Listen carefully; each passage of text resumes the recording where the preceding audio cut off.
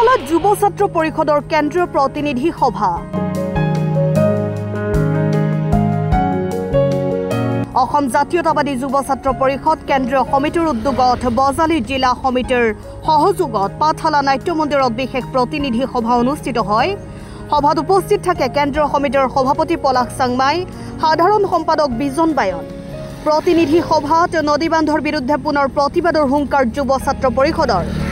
চৰকাৰৰ ভুল নীতিৰ বাবে শিক্ষাৰ দিশত পিছ পৰি ৰোৱা বুলিও কৰে মন্তব্য।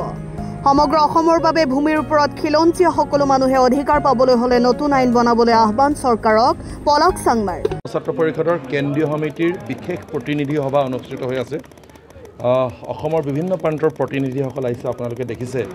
এই প্ৰতিনিধি সভাত কেইবাটাও বিষয়ৰ ওপৰত আমি গুৰুত্ব প্ৰদান কৰিছোঁ। এটা বিষয় হ'ল যে খিলঞ্জীয়া মানুহে,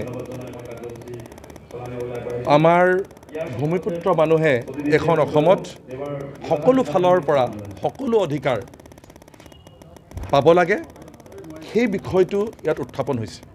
এতিয়া সকলো বিষয় সকলো অধিকাৰ বুলি ক'লে কি কি? প্ৰধানকৈ এটা বিষয়ৰ ওপৰত খুব আমি গুৰুত্ব প্ৰদান কৰিছোঁ, ভূমিৰ ওপৰত অধিকাৰ।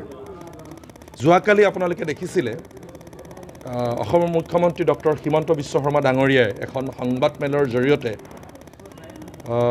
ভূমি অধিকাৰৰ সম্পৰ্কত ট্ৰাইবেল ব্লক এণ্ড বেল্টত কোনোবা বেলেগ মানুহে মাটি কিনিব নোৱাৰিব, প্ৰধানকৈ সংখ্যালঘু মানুহৰ কথা কোৱা হৈছে, বা গিজিয়াৰ ভিজিয়াৰত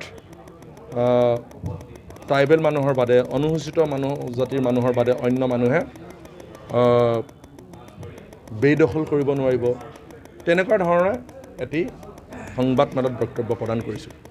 এনেধৰণৰ যিবিলাক বিষয়, এই বিষয়বিলাকৰ জৰিয়তে আচলতে আংশিকভাৱেহে ক'ৰবাত নহয় ক'ৰবাত আমাৰ মানুহক ভূমিৰ ওপৰত অধিকাৰ দিয়া হ'ব। গতিকে আমি একেবাৰে ভূমিৰ ওপৰত অসমীয়া মানুহক একেবাৰে অনাদি অনন্ত কাললৈকে অধিকাৰ প্ৰদান কৰিবৰ কাৰণে আমি দাবী জনাইছোঁ। অসমীয়া জাতিটোক কি ধৰণে এটা সৰ্বাংগ সুন্দৰ জাতি হিচাপে আমি আগবঢ়াই নিব পাৰোঁ, আৰু বিশেষকৈ অসমত অসম জাতীয়তাবাদী যুৱ ছাত্ৰ পৰিষদৰ যিখিনি মূল দাবী, এই দাবীৰ প্ৰাসংগিকতা আৰু এই দাবীৰ জৰিয়তে অসমৰ জনসাধাৰণে কি ধৰণে উপকৃত হ'ব, এই ধৰণৰ সজাগতা সৃষ্টি কৰা আৰু অসম জাতীয়তাবাদী যুৱ ছাত্ৰ পৰিষদৰ সাংগঠনিক ভেটি শক্তিশালী কৰাৰ কাৰণে অহা 2 বছৰত কি ধৰণে আমাৰ কৌশল ৰচনা কৰা হ'ব, কি ধৰণে পৰিকাঠামোটো আগবঢ়াই নিয়া হ'ব, গোটেই বিষয়টো আলোচনা কৰাৰ কাৰণে আজি বজালীত এই বিশেষ প্ৰতিনিধি সভাখন অনুষ্ঠিত কৰা হৈছে।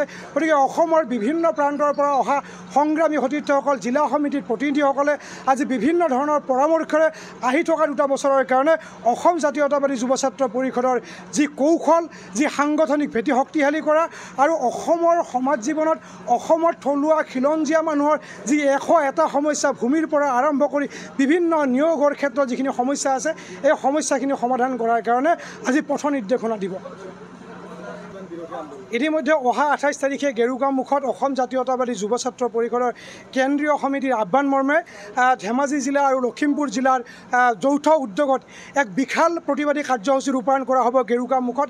আৰু সিদিনাখনৰ পৰাই অসম জাতীয়তাবাদী যুৱ ছাত্ৰ পৰিষদ আগত দিনত যেতিয়ালৈকে নামনি অসমৰ মানুহৰ জীৱন আৰু সম্পত্তিৰ নিৰাপত্তা নিশ্চিত কৰিব নোৱাৰে, যি জলবোমা সদৃশ নদীবান্ধ, এই নদীবান্ধে অসমৰ সমাজ জীৱন, অসমৰ জাতীয় জীৱন, লগতে খিলঞ্জীয়া থলুৱা মানুহৰ লগতে জৈৱ বৈচিত্ৰ্যৰ প্ৰতি যি ভাবুকি সৃষ্টি কৰি আহিছে, এনেধৰণৰ উন্নয়ন বা উন্নতিৰ ক্ষেত্ৰত অসম জাতীয়তাবাদী যুৱ ছাত্ৰ পৰিষদৰ ক'বলগীয়া আছে আৰু ক'বলগীয়া থাকিব।